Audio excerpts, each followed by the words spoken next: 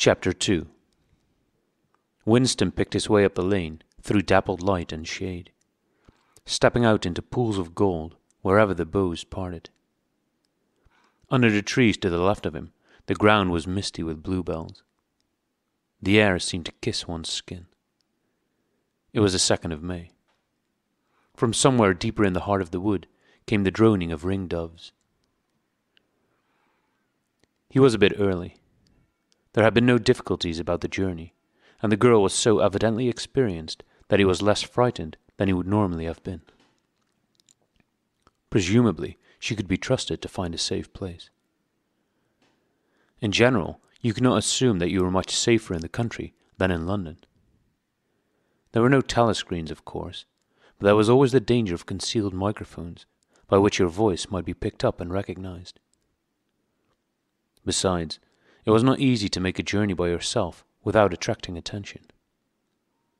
For distances of less than 100 kilometers, it was not necessary to get your passport endorsed. But sometimes there were patrols hanging about the railway stations, who examined the papers of any party member they found there, and asked awkward questions. However, no patrols had appeared, and on the walk from the station he had made sure by cautious backward glances that he was not being followed. The train was full of proles, in holiday mood because of the summery weather. The wooden-seated carriage in which he travelled was filled to overflowing by a single enormous family, ranging from a toothless great-grandmother to a month-old baby, going out to spend an afternoon with in-laws in the country, and, as they freely explained to Winston, to get hold of a little black market butter. The lane widened, and in a minute he came to the footpath she had told him of, a mere cattle track which plunged between the bushes. He had no watch, but he could not be 15 yet. The bluebells were so thick underfoot that it was impossible not to tread on them. He knelt down and began picking some, partly to pass the time away, but also from a vague idea that he would like to have a bunch of flowers to offer to the girl when they met. He had got together a big bunch, and was smelling their faint sickly scent when a sound at his back froze him, the unmistakable crackle of a foot on twigs. He went on picking bluebells. It was the best thing to do. It might be the girl, or he might have been followed after all. To look round was to show guilt. He picked another, and another. A hand fell lightly on his shoulder. He looked up. It was the girl. She shook her head, evidently as a warning that he must keep silent, then parted the bushes and quickly led the way along the narrow track into the wood. Obviously, she had been that way before, for she dodged the boggy bits as though by habit. Winston followed, still clasping his bunch of flowers.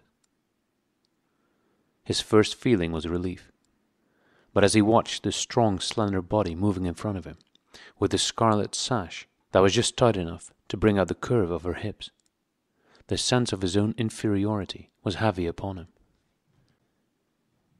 Even now it seemed quite likely that when she turned round and looked at him, she would draw back after all. The sweetness of the air and the greenness of the leaves daunted him. Already on the walk from the station, the May sunshine had made him feel dirty and etiolated, a creature of indoors, with the sooty dust of London in the pores of his skin. It occurred to him that till now she had probably never seen him in broad daylight in the open. They came to the fallen tree that she had spoken of. The girl hopped over it and forced apart the bushes, in which there did not seem to be an opening. When Winston followed her, he found that they were in a natural clearing, a tiny grassy knoll surrounded by tall saplings that shut it in completely. The girl stopped and turned. "Here we are," she said. He was facing her at several paces' distance. As yet, he did not dare move nearer to her. "I don't want to say anything in the lane," she went on, "in case there's a mic hidden there. I don't suppose there is, but there could be. There's always the chance of one of those swine recognizing your voice. We're all right here." He still had not the courage to approach her. "We're all right here?" he repeated stupidly. "Yes. Look at the trees." They were small ashes, which at some time had been cut down and had sprouted up again into a forest of poles, none of them thicker than one's wrist. "There's nothing big enough to hide a mic in. Besides, I've been here before." They were only making conversation. He had managed to move closer to her now. She stood before him very upright, with a smile on her face that looked faintly ironical, as though she were wondering why he was so slow to act. The bluebells had cascaded onto the ground. They seemed to have fallen of their own accord. He took her hand. "Would you believe," he said, "that till this moment I didn't know what color your eyes were?" They were brown, he noted, a rather light shade of brown with dark lashes. "Now that you've seen what I'm really like, can you still bear to look at me?" "Yes, easily. I'm 39 years old. I've got a wife that I can't get rid of. I've got varicose veins. I've got 5 false teeth." "I couldn't care less," said the girl.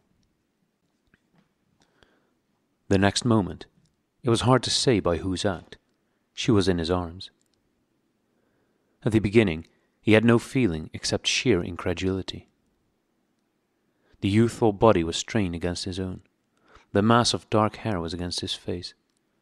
And yes, actually she had turned her face up, and he was kissing the wide red mouth. She had clasped her arms about his neck. She was calling him darling, precious one, loved one. He had pulled her down onto the ground. She was utterly unresisting. He could do what he liked with her. But the truth was that he had no physical sensation, except that of mere contact. All he felt was incredulity and pride. He was glad that this was happening, but he had no physical desire. It was too soon. Her youth and prettiness had frightened him. He was too much used to living without women. He did not know the reason. The girl picked herself up and pulled a bluebell out of her hair. She sat against him, putting her arm round his waist. "Never mind, dear. There's no hurry. We've got the whole afternoon. Isn't this a splendid hideout?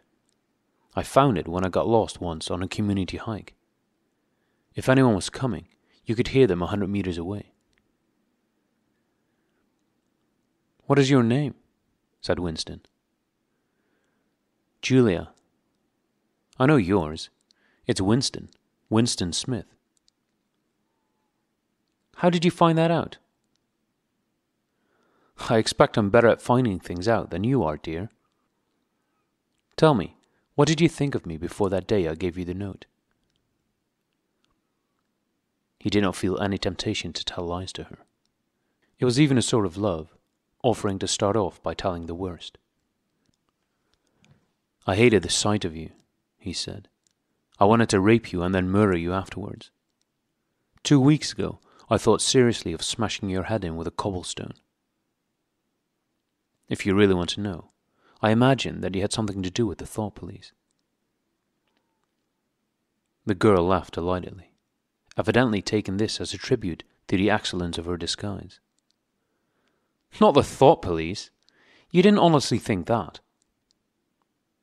"Well, perhaps not exactly that, but from your general appearance, merely because you're young and fresh and healthy, you understand, I thought that probably—" "You thought I was a good party member, pure in word and deed. Banners, processions, slogans, games, community hikes, all that stuff. And you thought that if I had a quarter of a chance, I'd denounce you as a thought criminal and get you killed off?" "Yes, something of that kind. A great many young girls are like that, you know." "It's this bloody thing that does it," she said, ripping off the scarlet sash of the Junior Anti-Sax League and flinging it onto a bow. Then, as though touching her waist had reminded her of something, she felt in the pocket of her overalls and produced a small slab of chocolate. She broke it in half and gave one of the pieces to Winston. Even before he had taken it, he knew by the smell that it was very unusual chocolate. It was dark and shiny, and was wrapped in silver paper. Chocolate was normally dull brown, crumbly stuff that tasted, as nearly as one could describe it, like the smoke of a rubbish fire. But at some time or another, he had tasted chocolate like the piece she had given him. The first whiff of its scent had stirred up some memory which he could not pin down, but which was powerful and troubling.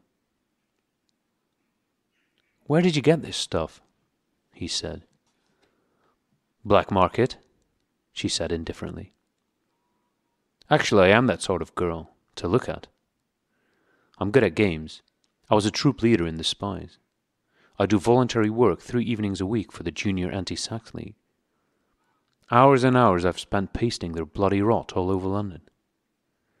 I always carry one end of a banner in the processions. I always look cheerful, and I never shirk anything. Always yell with the crowd, that's what I say. It's the only way to be safe." The first fragment of chocolate had melted on Winston's tongue. The taste was delightful, but there was still that memory moving round the edges of his consciousness. Something strongly felt, but not reducible to definite shape, like an object seen out of the corner of one's eye. He pushed it away from him, aware only that it was the memory of some action which he would have liked to undo, but could not. "You are very young," he said. "You are 10 or 15 years younger than I am. What could you see to attract you in a man like me?" "It was something in your face. I thought I'd take a chance. I'm good at spotting people who don't belong. As soon as I saw you, I knew you were against them." Them, it appeared, meant the party, and above all the inner party, about whom she talked with an open jeering hatred which made Winston feel uneasy, although he knew that they were safe here, if they could be safe anywhere. A thing that astonished him about her was the coarseness of her language. Party members were supposed not to swear, and Winston himself very seldom did swear, aloud at any rate. Julia, however, seemed unable to mention the party, and especially the inner party, without using the kind of words that you saw chalked up in dripping alleyways. He did not dislike it. It was merely one symptom of her revolt against the party and all its ways. And somehow it seemed natural and healthy, like the sneeze of a horse that smells bad hay. They had left the clearing and were wandering again through the checkered shade, with their arms round each other's waists whenever it was wide enough to walk 2 abreast. He noticed how much softer her waist seemed to feel now that the sash was gone. They did not speak above a whisper. Outside the clearing, Julia said, it was better to go quietly. Presently they had reached the edge of the little wood. She stopped him. "Don't go out into the open. There might be someone watching. We're all right if we keep behind the boughs." They were standing in the shade of hazel bushes.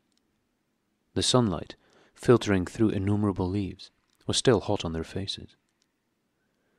Winston looked out into the field beyond, and underwent a curious, slow shock of recognition. He knew it by sight. An old, doze-bidden pasture, with a footpath wandering across it, and a molehill here and there.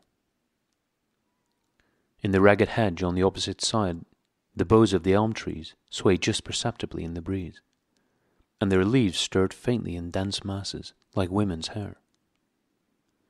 Surely somewhere nearby, but out of sight, there must be a stream with green pools where dace were swimming. "Isn't there a stream somewhere near here?" he whispered. "That's right, there is a stream. It's at the edge of the next field, actually. There are fish in it, great big ones. You can watch them lying in the pools under the willow trees, waving their tails. It's a golden country. Almost, he murmured. The golden country? It's nothing, really. A landscape I've seen sometimes in a dream. Look, whispered Julia. A thrush had alighted on a bough not 5 meters away, almost at the level of their faces. Perhaps it had not seen them. It was in the sun, they in the shade. It spread out its wings, fitted them carefully into place again, ducked its head for a moment, as though making a sort of obeisance to the sun, and then began to pour forth a torrent of song. In the afternoon hush, the volume of sound was startling. Winston and Julia clung together, fascinated. The music went on and on, minute after minute, with astonishing variations, never once repeating itself, almost as though the bird were deliberately showing off its virtuosity. Sometimes it stopped for a few seconds, spread out and resettled its wings, then swelled its speckled breast, and again burst into song. Winston watched it with a sort of vague reverence. For whom, for what, was that bird singing? No mate, no rival was watching it. What made it sit at the edge of the lonely wood and pour its music into nothingness? He wondered whether after all there was a microphone hidden somewhere near. He and Julia had only spoken in low whispers, and it would not pick up what they had said, but it would pick up the thrush. Perhaps at the other end of the instrument, some small beetle-like man was listening intently, listening to that. But by degrees, the flood of music drove all speculations out of his mind. It was as though it were a kind of liquid stuff that poured all over him and got mixed up with the sunlight that filtered through the leaves. He stopped thinking and merely felt. The girl's waist in the bend of his arm was soft and warm. He pulled her round so that they were breast to breast. Her body seemed to melt into his. Wherever his hands moved, it was all as yielding as water. Their mouths clung together. It was quite different from the hard kisses they had exchanged earlier. When they moved their faces apart again, both of them sighed deeply. The bird took fright and fled with a clatter of wings. Winston put his lips against her ear. "Now," he whispered. "Not here," she whispered back. "Come back to the hideout. It's safer." Quickly, with an occasional crackle of twigs, they threaded their way back to the clearing. When they were once inside the ring of saplings, she turned and faced him. They were both breathing fast, but the smile had reappeared round the corners of her mouth. She stood looking at him for an instant, then felt at the zipper of her overalls. And yes, it was almost as in his dream. Almost as swiftly as he had imagined it, she had torn her clothes off, and when she flung them aside, it was with that same magnificent gesture by which a whole civilization seemed to be annihilated. Her body gleamed white in the sun. But for a moment, he did not look at her body. His eyes were anchored by the freckled face with its faint, bold smile. He knelt down before her and took her hands in his. "Have you done this before?" "Of course. Hundreds of times. Well, scores of times anyway." "With party members?" "Yes, always with party members." "With members of the inner party?" "Not with those swine, no. But there's plenty that would, if they got half a chance. They're not so holy as they make out." His heart leaped. Scores of times she had done it. He wished it had been hundreds, thousands. Anything that hinted at corruption always filled him with a wild hope. Who knew? Perhaps the party was rotten under the surface, its cult of strenuousness and self-denial simply a sham concealing iniquity. If he could have infected the whole lot of them with leprosy or syphilis, how gladly he would have done so. Anything to rot, to weaken, to undermine. He pulled her down, so that they were kneeling face to face. Listen, the more men you've had, the more I love you. Do you understand that? Yes, perfectly. I hate purity. I hate goodness. I don't want any virtue to exist anywhere. I want everyone to be corrupt to the bones. Well, then I ought to suit you, dear. I'm corrupt to the bones. You like doing this? I don't mean simply me. I mean the thing in itself. I adore it. That was above all what he wanted to hear. Not merely the love of one person, but the animal instinct, the simple, undifferentiated desire. That was the force that would tear the party to pieces. He pressed her down upon the grass, among the fallen bluebells. This time there was no difficulty. Presently the rising and falling of their breasts slowed to normal speed, and in a sort of pleasant helplessness they fell apart. The sun seemed to have grown hotter. They were both sleepy. He reached out for the discarded overalls and pulled them partly over her. Almost immediately they fell asleep and slept for about half an hour. Winston woke first.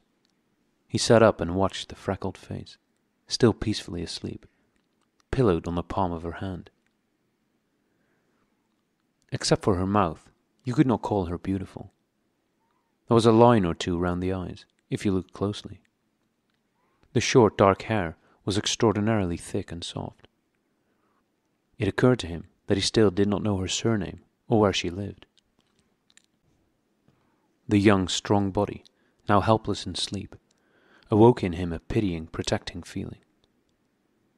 But the mindless tenderness that he had felt under the hazel tree, while the thrush was singing, had not quite come back. He pulled the overalls aside and studied her smooth white flank. In the old days, he thought, a man looked at a girl's body and saw that it was desirable, and that was the end of the story. But you could not have pure love or pure lust nowadays. No emotion was pure, because everything was mixed up with fear and hatred. Their embrace had been a battle, the climax of victory. It was a blow struck against the party. It was a political act.